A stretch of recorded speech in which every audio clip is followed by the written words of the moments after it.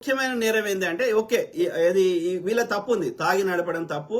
So తాగి నడిపి ఆయన కలవాటు గుద్దుకొని ఆయన ప్రాణాన్ని పొడగొట్టుకున్నాడు శంకర్. ఓకే, సో అతనిది ముమ్మాటికి తప్పే. కానీ ఈ ప్రమాదానికి కారణం అతను అని నేను అనుకోవట్లేదు. ఎందుకు అంటే ఇండైరెక్ట్ గా కారణం అతను, ఎందుకంటే రోడ్డు మీద పడ్డది కాబట్టి అతను దాని మీదకి వెళ్ళి పోయింది కాబట్టి. కానీ ఇట్లాంటి ఎన్నో జరగవచ్చు కదా.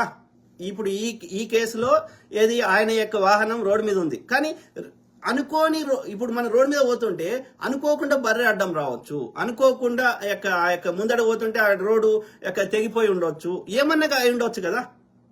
అన్నప్పుడు బస్సు డ్రైవర్ ఏం చేయాలి? నా ముందట ఏదో అనుకోని వాహనం వస్తుంది, ఏం చేస్తా? నా వెహికల్ నేను కంట్రోల్ చేస్తా కదా, ఆపుతా, లేకపోతే దాని ఇంకో పక్క లైన్లోకి వెళ్ళిపోతా, ఏదైనా చేస్తా కదా. అంటే అర్థమైంది, ఇక్కడ రోడ్డు మీద ఏమన్నా ఉండొచ్చు.